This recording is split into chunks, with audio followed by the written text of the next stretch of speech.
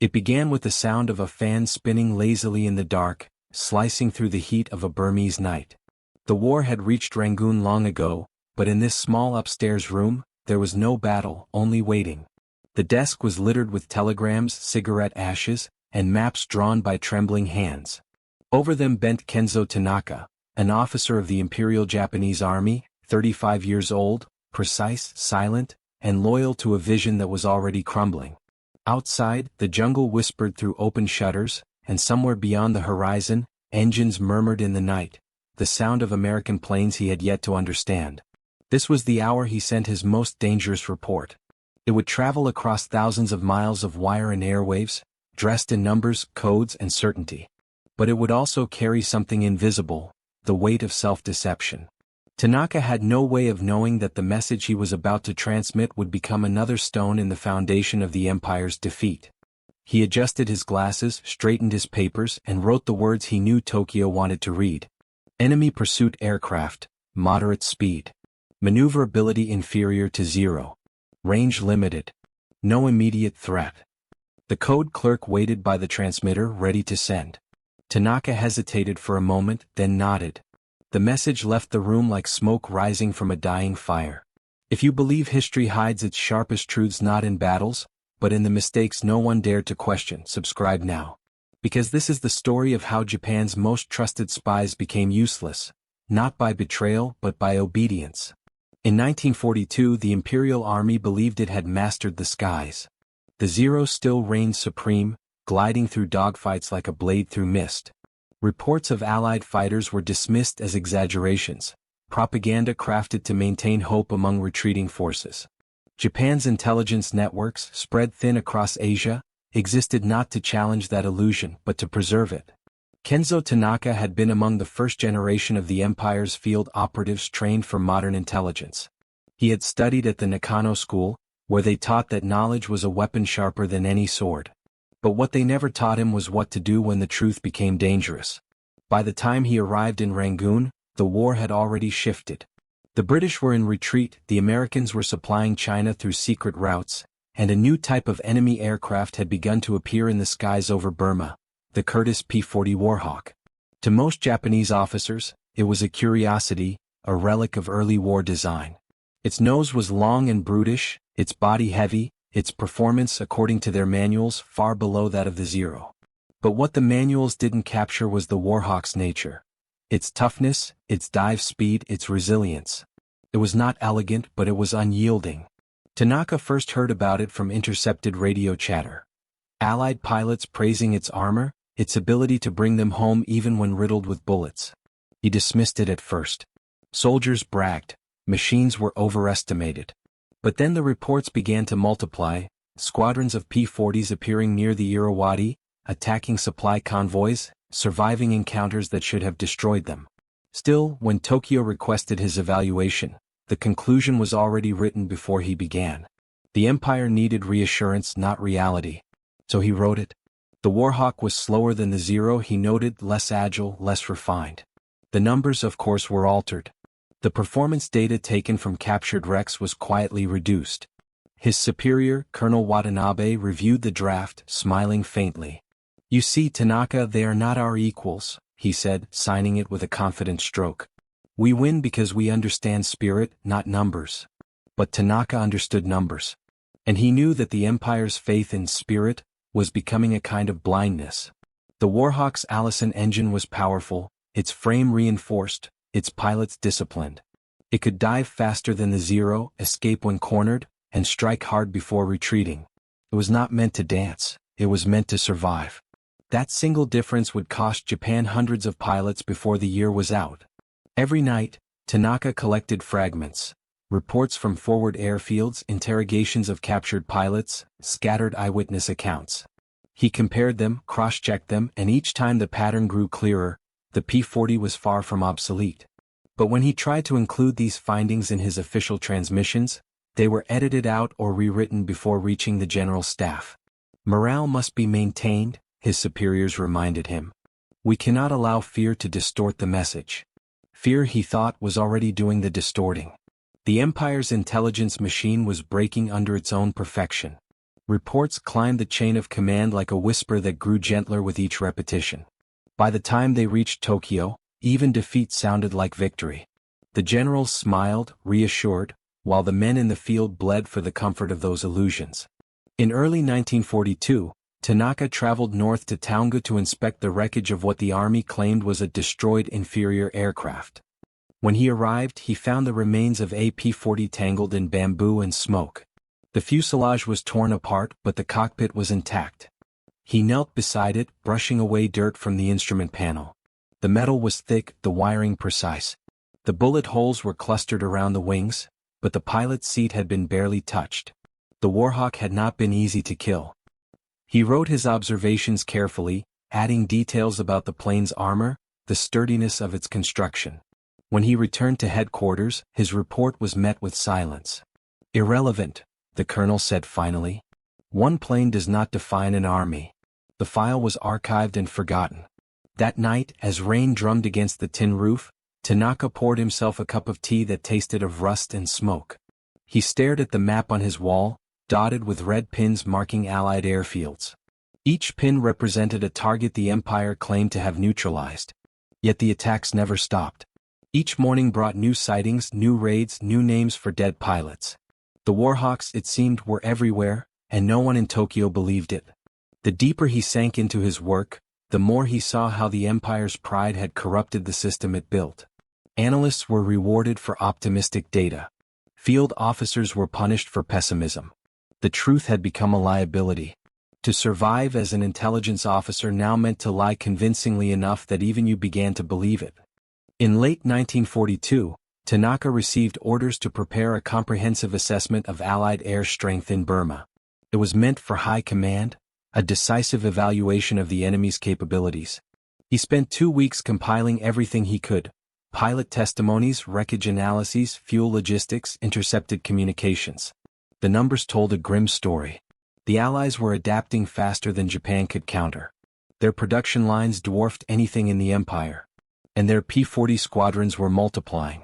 He stared at the final draft before sealing it.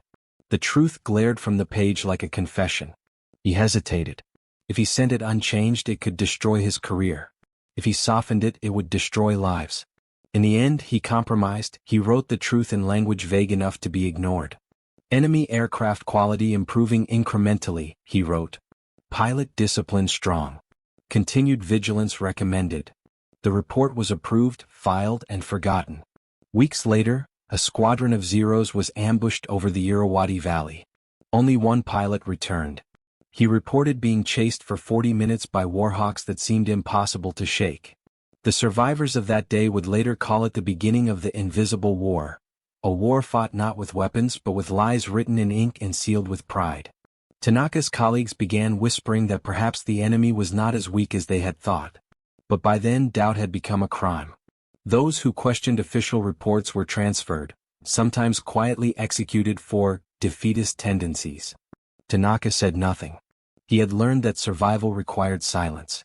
In his small room above the tea house, he began keeping a second set of notes, a secret record of what was real. Each night he wrote down the actual numbers of destroyed planes, the performance data he witnessed firsthand, and the names of the dead. He hid the notebook beneath the floorboards. It was his only act of rebellion, a quiet monument to the truth. He wondered sometimes if anyone would ever read it. The Empire's grip on the skies was weakening, but its confidence only grew louder. Official radio broadcasts spoke of endless victory. The propaganda leaflets dropped over villages declared that the Americans were retreating. But Tanaka knew better. He had seen the Warhawks rising every morning over the jungles, their shark-mouthed noses glinting in the sun, engines roaring like thunder across the valleys. The Empire still called them inferior. But every pilot who faced them knew the truth. And deep down so did Kenzo Tanaka. He just didn't know yet how high the cost of silence would climb.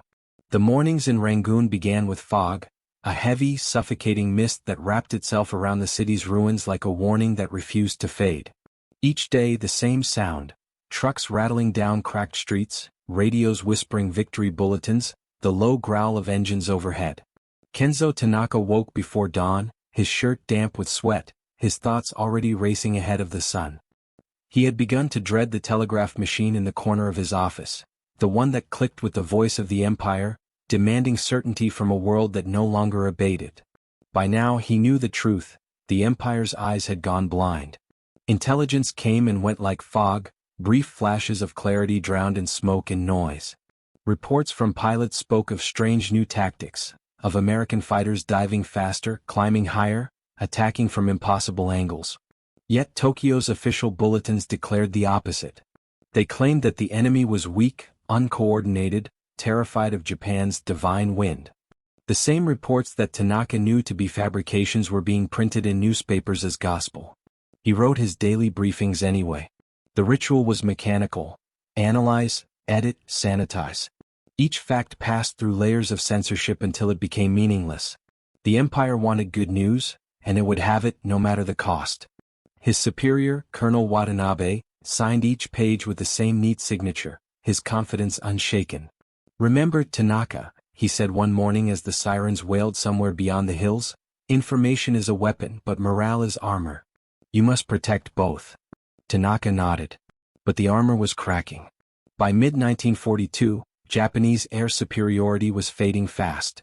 The Zero, once a legend, was now being outflown by the very planes Tokyo called obsolete. The P-40 Warhawk had become the backbone of the Allied counterattack, sturdy, relentless, and flown by pilots who learned quickly from every loss. Their flying tigers, as they were called, had turned the skies of Burma into a proving ground. Their emblem, a shark's mouth painted beneath the propeller, became a symbol of defiance. Tanaka began to track their movements, tracing red lines across his map. He noticed patterns that no one else cared to see. The Warhawks weren't random raiders, they were methodical. They struck supply routes, ambushed transports, targeted bridges and airfields with surgical precision. Each attack was accompanied by radio silence so strict that Japanese intercepts caught nothing but static. The Americans were adapting faster than Japan could respond. He compiled a private report titled "Emergent Tactical Patterns of Allied Pursuit Aircraft." It was concise, analytical, written with the caution of a man already afraid of his own words. He described how the Warhawk's diving capability made traditional dogfighting suicidal. He explained that the Zero's light frame, once its strength, had become a vulnerability. He warned that Japan's pilots were being forced into combat styles their planes could not sustain. He sent it to Tokyo through the secure channel, bypassing his local command. Weeks passed. No reply came. When the answer finally arrived, it was a single line: assessment overly pessimistic. Focus on spiritual factors of victory. Spiritual factors. The phrase echoed in his head like a curse. The following month, Tanaka visited an airfield near Miyakino where a unit of young pilots was preparing for deployment. He walked among them as they tightened harnesses and polished canopies, their laughter rising above the buzz of generators. None of them looked older than 20. Their instructor saluted him sharply, asking for updates on enemy aircraft. "Still the same," Tanaka said quietly. "Slow, uncoordinated. Nothing to fear." The lie left his mouth before he could stop it. The instructor smiled, reassured. Tanaka turned away before the guilt could show on his face. He had condemned them all with a single sentence. Days later he received the after-action report. The entire unit had been ambushed by Warhawks while escorting bombers north of Lashio. Every plane destroyed. No survivors. The official summary, however, listed the cause as unexpected weather conditions. The Empire had found a new enemy to blame: the sky itself. That night, Tanaka couldn't sleep. The radio murmured in the corner, cycling through intercepted broadcasts. Among the static he heard the faint voice of an Allied pilot, his accent foreign but calm. "2 more Zeros down," the man said. "They just don't quit. Brave bastards." Then silence. Brave. Even the enemy could see it. Tanaka thought of the young pilots' faces, of their faith in numbers he had falsified, and felt something hollow open inside him. He poured himself a drink, stared at the bottle, and whispered, "We are killing our own." His health began to decline. The long nights, the heat, the constant dissonance between truth and obedience eroded him. He stopped eating properly, his hands began to tremble. Yet the work did not stop. The Empire's hunger for illusion was endless. New directives arrived demanding analysis of enemy inferiority. He complied, though each report felt like an act of treason against reason itself. By autumn, rumors spread through the intelligence division that spies in Burma were being investigated. Some had been caught exaggerating losses, others accused of defeatism. A few vanished altogether. The fear was silent but palpable. One evening, as Tanaka walked home, he saw two men being escorted into a truck by the Kempitai. Their heads were bowed, their eyes empty. He knew one of them, a translator who had once dared to question a report about American aircraft. By morning both men were gone. He burned his private notebook that night. The smoke filled his room, rising like the ghosts of unspoken truths. Still the pattern continued. The empire lied to itself, and the sky punished it for doing so. The Warhawks adapted again, now fighting in pairs, one diving, one covering, a maneuver Japanese pilots had never trained to counter. The losses grew unbearable. But Tokyo remained serene. Our air power remains decisive, the newspapers declared. Enemy losses catastrophic. Tanaka began to realize that Japan's war was no longer being fought against America. It was being fought against reality. He tried to warn his superiors again, this time in person. Colonel Watanabe listened, his face expressionless. When Tanaka finished, the colonel leaned back in his chair. "You think too much, Tanaka," he said softly. "War is not an equation. It is faith." "Faith won't stop bullets," Tanaka replied. The colonel's eyes hardened. "Careful," he said. "You sound like a man who's forgotten his duty." After that, Tanaka's name appeared less often on official documents. His assignments grew smaller, his access restricted. The empire was shrinking his world one order at a time. But he no longer cared. All that mattered was survival, not his own but the truth's. He began smuggling fragments of data through coded side channels, sending them to anyone who might listen. Engineers, analysts, even foreign intermediaries. The truth had become contraband, traded in whispers. The rains came that winter, turning roads into rivers and camps into swamps. Disease spread faster than ammunition. Supplies dwindled. Still, the directives from Tokyo continued to demand optimism. "Hold the line," they said. "Victory inevitable." The phrase appeared so often that even the clerks began to joke about it in private. But nothing about victory was inevitable anymore. Tanaka's final act of defiance came quietly. He wrote a report titled, "Enemy Pursuit Aircraft, Operational Capabilities Revised." It was factual, unembellished, clinical. He detailed the Warhawk's true climb rate, its diving superiority, its armor composition, its operational range. He ended with a single sentence: "Failure to acknowledge these advantages will result in the loss of air superiority in Burma within 3 months." He sealed it with his own signature, bypassing all intermediaries. This time he didn't care if it reached Tokyo. He only wanted it recorded. A week later, the message returned marked reviewed and filed, not actionable. He folded the paper, placed it in his pocket, and went outside. The sun was setting behind a wall of distant fire. Somewhere beyond that glow, another squadron of Warhawks was climbing toward the horizon. He watched them disappear into the clouds and thought, for the first time, that perhaps the empire deserved its blindness. He had done his part in building it after all. The rain never stopped. It fell for weeks, blurring the horizon and turning the roads into veins of mud. Rangoon, once the proud jewel of Japan's southern empire, had become a city of whispers and ghosts. Radios sputtered out messages that no one believed, and telegrams from Tokyo arrived slower now, as if even the cables hesitated to carry lies. In the decaying office of the Army Intelligence Bureau, Kenzo Tanaka sat beneath a leaking roof, watching water drip onto the corner of his desk. He didn't bother to move the papers. Most of them weren't worth saving. He had been transferred to a smaller post, stripped of his title and given clerical duties. It was the empire's way of silencing men without the trouble of executing them. Officially he was still part of the intelligence chain. Unofficially he was invisible. But invisibility had its advantages. From the margins he could see everything unraveling. The reports arriving from the front lines were contradictory, desperate. Squadrons reported shooting down dozens of enemy planes that no one had seen fall. Commanders falsified kill ratios to justify promotions. The propaganda office inflated every number. Tokyo was drowning in victory while the skies over Burma turned red. The Americans were no longer just a rumor in the clouds. Their P-40 Warhawks filled the air above the Irrawaddy like storm birds, diving and climbing with brutal precision. They came from new bases further and further south, supported by factories that never seemed to rest.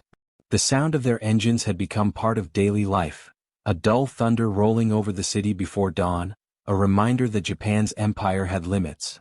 Tanaka spent his days retyping the lies others wrote.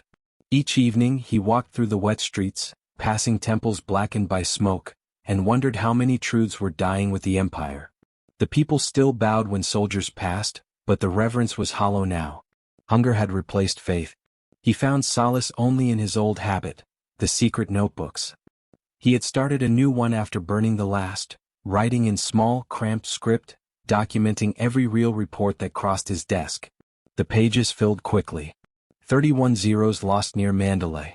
9 Warhawks confirmed. General Staff claims opposite. Another line. Intercepted Allied communication confirms Japanese code compromised. No action taken. Another. Supply convoys attacked again, losses concealed from press. The truth, written quietly in ink, was now his only rebellion. One evening, a courier from the airfield arrived with wreckage photographs. Tanaka studied them under the weak light of a single bulb. They showed the remains of a Zero crashed deep in the jungle, its fuselage torn in half, the insignia half melted. Among the debris lay a fragment of bullet casing stamped with American markings. He flipped to the next photograph, this one of a captured P-40 riddled with holes but still intact. The cockpit, armored and unyielding, seemed to mock him through the paper. He ran his finger across the edge of the photo and whispered to himself, "This is the plane we said was weak." The next morning he was summoned to headquarters.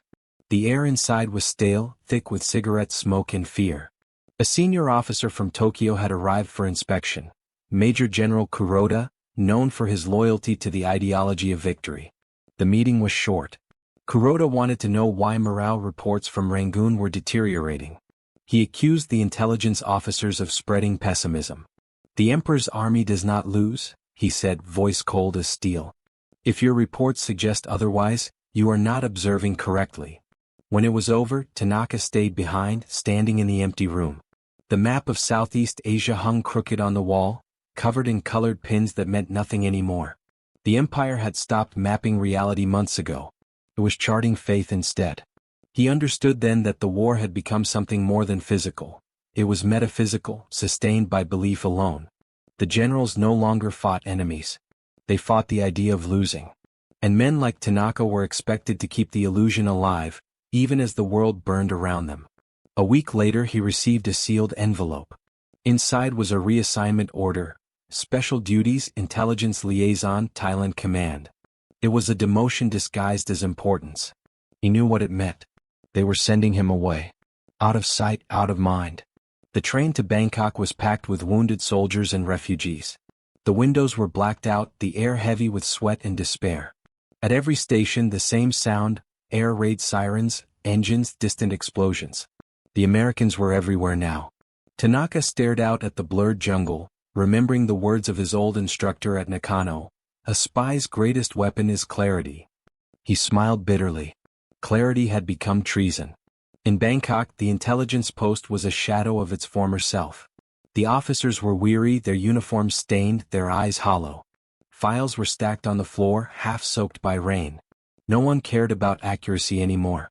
The only orders that mattered were, report strength, report progress, report faith. Tanaka did his work in silence. He read through hundreds of pages of nonsense. Imaginary victories, phantom squadrons, optimistic projections. He marked them approved, and passed them along. Every signature he wrote felt like a confession. Then one night as he was locking up, a young airman approached him. The man's uniform was torn, his face streaked with grime. "Sir," he said, voice trembling, "I saw them today. The Warhawks. They came from nowhere. We tried to climb but they were faster. They tore through us. I barely made it out." Tanaka looked at him. "Did you file your report?" "Yes, sir. They told me to write that we won. That we shot down 6. The airman's hands shook. "But we didn't, sir. We didn't even hit them." For a long time Tanaka said nothing. Then he placed a hand on the young man's shoulder. "Then you tell the truth, to yourself if nowhere else." The airman nodded slowly, eyes wet. After he left, Tanaka sat alone at his desk. He stared at the pile of papers waiting for approval and felt a strange calm. The empire was collapsing and still the machine of deception turned, grinding truth into dust. He thought of the Warhawks cutting through the sky, the pilots who believed in facts rather than faith, and wondered which side history would remember. The answer came soon enough. By 1944, the Americans had taken the Marianas, and their bombers were reaching the Japanese mainland.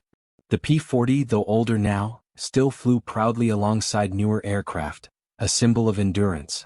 In Burma, Japan's last air divisions were being destroyed. The final reports arrived one after another, each more absurd than the last. Victory near Mandalay. Enemy retreat confirmed. Tanaka knew none of it was real. The empire was lying to itself even as it burned. He began writing his own account, a private chronicle that no censor would see. It was not for revenge or even justice. It was simply for memory. He wrote about the meetings, the falsified data, the arrogance that blinded them. He wrote about the Warhawks, how they had been underestimated, and how their strength had become a mirror reflecting Japan's weakness. He ended one entry with a single line, "We were defeated by our own reports." When the rains finally stopped, Tanaka stood outside his office, watching the clouds part over the city. For the first time in years he saw stars.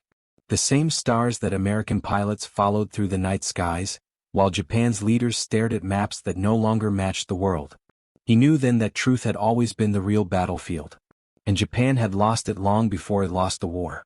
By 1944, the war had become a single long night. The Empire of Japan still called it a holy struggle, still printed headlines of divine victory, but the men in the field knew better. The illusion of supremacy had shattered. What remained was a nation fighting against inevitability, its leaders too proud to admit they had already lost. Kenzo Tanaka woke each morning to the same hollow sound, the faint, distant drone of engines, the ghostly hum that rolled in from the western horizon. The Americans were coming again. He stood at the window of his small quarters in Bangkok and watched the dawn unfold in muted gray. The first shafts of light revealed an airfield below, once the pride of the empire, now a graveyard of rusted planes.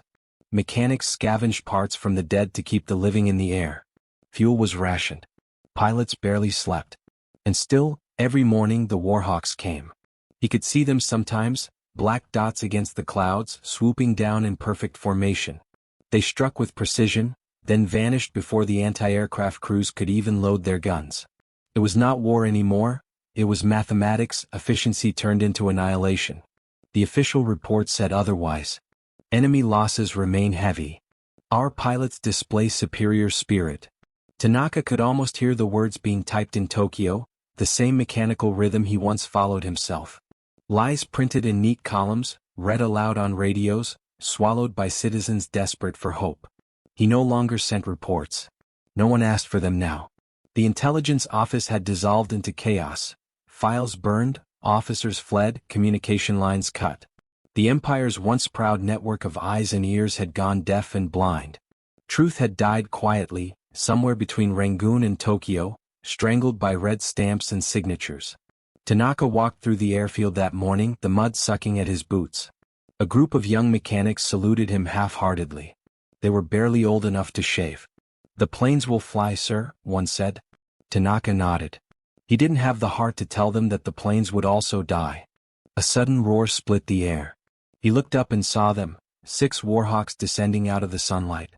Their shark-toothed noses gleamed, engines screaming as they dove. Anti-aircraft guns spat fire, too late, too wild. The first bombs hit the hangars, turning steel and men into fragments of smoke. The second wave came lower, strafing the runway with bullets that ripped through earth and flesh alike. Tanaka hit the ground, covering his head as dirt and debris rained down. When the sound faded, the airfield was gone. The smoke rose in black columns that reached for the sky. He stood slowly, his ears ringing. The mechanics were scattered across the mud, some moving, most not.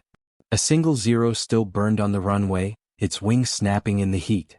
Tanaka stared at it, remembering how Tokyo once called the Zero invincible. That word, invincible, felt obscene now. By nightfall, the survivors were gathered in a makeshift shelter. Tanaka sat in silence while a junior officer read the casualty list aloud. Each name was followed by a short pause, as if the sound of breathing itself had become a prayer. When it was over, no one spoke. The officer closed the notebook and whispered, "Command will not report this." Tanaka looked at him. "Then what will they say?" "They'll say we shot down 4. He laughed softly, not out of humor but disbelief. "4," he repeated. "They will count lies the way we once counted lives." The officer looked down. "That's all that's left, sir." In that moment, Tanaka understood the totality of the collapse. The empire was no longer being defeated by bombs or bullets, it was being devoured from within, consumed by the lies it had built to protect itself. Every false report, every doctored figure, every denial had brought them to this point. The system that demanded obedience had turned its servants into executioners of truth. He walked outside and stood under the stars. The air smelled of oil and fire. In the distance, he could still see the faint glow of burning fuel on the horizon. He remembered his first days in intelligence, the clean uniforms, the pride, the certainty that knowledge would guide them to victory. But knowledge had been twisted into comfort. Precision had been sacrificed to belief. And belief had demanded blindness. A messenger arrived from the front lines 2 days later. The envelope he carried was damp, stained with dirt. Inside was an order from Tokyo, all intelligence officers to destroy sensitive materials. Prepare for redeployment north. Tanaka read the words twice. Redeployment meant retreat. But the word retreat never appeared in Japanese documents. The empire didn't retreat, it reorganized. He almost smiled at the euphemism. Even in defeat, they couldn't name the truth. He spent the evening in the ruined office, sorting through the remaining files. Each paper was a fragment of the lie he had helped sustain. Pilot rosters filled with names of men already dead. Charts of fuel reserves that hadn't existed in months. Assessments of American aircraft that still described them as inferior. He held one such report, the first he had ever written years ago. P-40 Warhawk, medium speed, limited range, unsuitable for extended combat. He stared at the words, feeling the weight of their consequence. How many had died because of this? He set it on the table and struck a match. The flames spread quickly, curling the edges until the letters vanished in a curl of smoke. Then he burned the rest. Each report, each forged victory, each illusion, gone. When it was over, only ashes remained, drifting through the broken window into the dark. That night, the Warhawks came again. He heard them before he saw them, engines echoing like thunder across the sky. But this time he didn't move. He stood in the open field, watching the lights of their wings trace lines through the clouds. They didn't attack. They didn't need to. The empire had already destroyed itself. For the first time in years he felt no fear. Only clarity. He realized then that he had been fighting on the wrong front all along. The real battle had never been between nations or machines. It had been between truth and belief, between what was and what men wished to see. The Warhawk had not merely been a weapon, it had been a mirror reflecting every flaw in Japan's faith. When the bombing finally reached Tokyo, he received word that the capital was in ruins. The empire's heart had stopped beating. He read the last official communiqué before the radio fell silent. Continue operations. Victory assured. He closed his eyes. The words sounded like a prayer spoken to an empty sky. In the following days he joined a convoy heading north toward what remained of Japanese positions. The roads were filled with refugees, their carts piled with whatever life could still be carried. Children stared at the sky, no longer in awe but in quiet expectation of the next explosion. Tanaka walked among them, his uniform unbuttoned, his insignia torn away. No one saluted him now. He wasn't an officer anymore. He was just another man walking through the wreckage of belief. At the edge of a bombed-out village, he found the remnants of a downed Warhawk. Its wings were crumpled, its propeller bent. He knelt beside it and touched the cold metal. For years he had written lies about this machine, its range, its power, its strength. Now in silence he faced it at last. It had never been inferior. It had been what it was, a tool of truth built on precision, flown by men who trusted data more than faith. That was its strength. And that was what Japan had never understood. He stood, the wind carrying dust through the air, and whispered, "You were never the enemy. We were." The road ahead led north, toward surrender, toward silence. But for the first time, Kenzo Tanaka walked without hesitation. He had no orders left to follow, no reports left to falsify. Only the truth remained, raw and unmerciful. And in that truth he finally found something the Empire had promised but never delivered: peace. When the Empire fell, it didn't shatter in a single moment. It crumbled slowly, like a building whose foundations had been hollowed out long before the final blow. The morning the Emperor's voice came through the static, calm and distant, announcing surrender, Kenzo Tanaka stood in the corner of a ruined radio room, listening with his hands folded in silence. Around him, officers stared blankly at the walls. Some wept. Others refused to believe. When the transmission ended, no one spoke. The empire that had promised eternity had vanished in less than 15 minutes of radio silence. Outside, the air was still. The war had left everything gray: the sky, the faces, the future. Tanaka walked through the remains of the barracks, past the rusted shell of a truck, past soldiers burning their uniforms, past a flag half buried in the mud. He felt no anger, no relief. Only an emptiness too deep for words. He had lived through the age of certainty and watched it dissolve into smoke. The Americans arrived not as demons but as men, tired and hollow-eyed, their weapons slung low, their voices careful. They brought food and order, and they asked for cooperation. When they questioned Tanaka, they found his name buried in the archives of the Intelligence Bureau. Field Officer, Burma Section. The interpreter read aloud. No record of treason. The officer studying him, a young American with quiet eyes, asked, "Did you believe what you reported?" Tanaka hesitated. Then he said, "Belief was mandatory." The American nodded almost gently.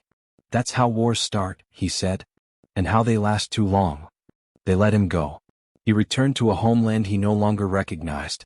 Tokyo was rubble, its streets covered in dust, its silence too vast for memory.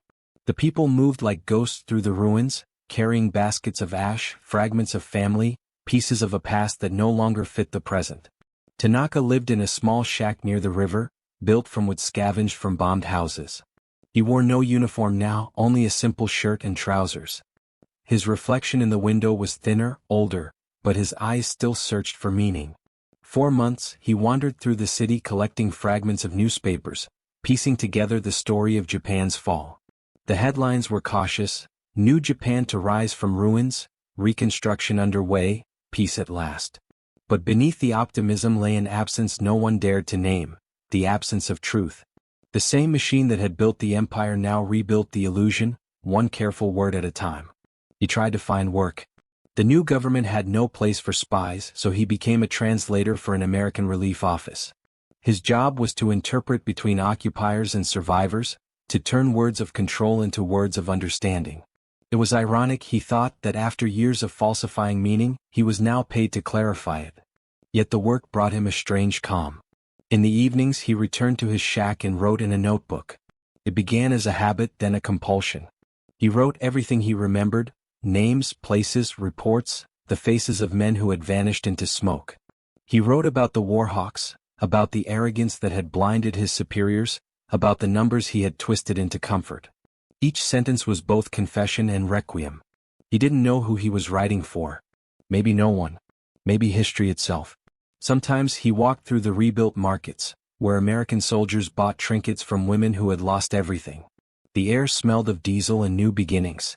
He watched the planes flying overhead, no longer enemies, just distant machines cutting through the clouds. They looked different now, sleeker, faster. Yet every time he saw their wings catch the sunlight, he thought of the Warhawk, the first truth he had ever tried to hide, the mirror he had once turned away from.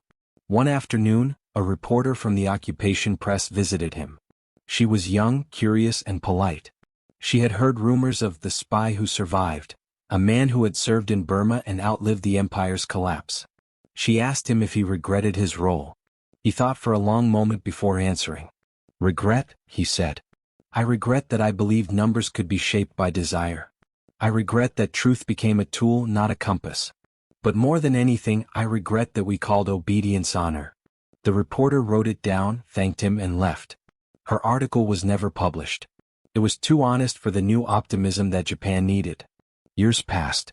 The ruins became buildings, the silence became noise, the shame became memory.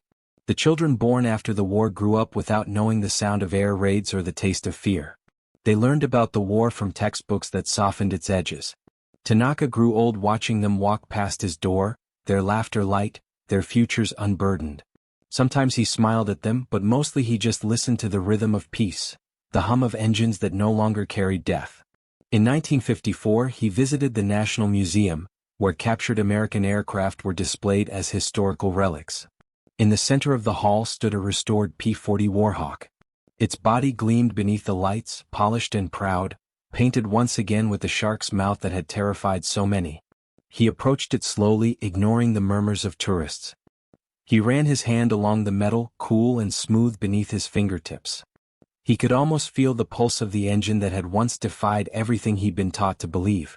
He stood there for a long time, whispering to the plane as if to an old adversary. "You were never weak," he said. "We were blind." The guard watched him curiously but said nothing. Tanaka bowed slightly, then turned and walked away. At home that evening he opened his notebook for the last time. The pages were filled to the margins now, decades of silence given shape. He added one final entry. "The truth does not die in war," he wrote. "It waits. It waits for the lies to burn themselves out, and then it rises from the ashes, heavier than victory, lighter than forgiveness. We did not lose to America. We lost to our own reflection." He closed the notebook and placed it beside his bed. Outside, the cicadas hummed, and the summer wind carried the scent of rain. He felt no need for ceremony, no longing for redemption. Only a quiet understanding that the war he had fought within himself was finally over. He passed away that night in his sleep, the notebook still open to the final page. Years later, a student researching wartime intelligence found his writings in a second-hand shop. The pages were fragile, the ink faded, but the words remained legible. They were translated, published quietly, and largely ignored. Only a few historians read them closely. Among his last lines, one sentence stood out, simple, precise, and devastating. "We were defeated by information, not by bombs." And in those words, the weight of an entire empire found its measure. As the decades turned, the skies above Japan filled again with aircraft. Jets, passenger planes, the symbols of progress. Children looked up and pointed, seeing nothing but beauty. None of them knew the name Kenzo Tanaka, or the lies that had once cost so many lives. But perhaps that was as it should be. History, after all, remembers nations in victory and men in silence. And sometimes in that silence, the truth still whispers.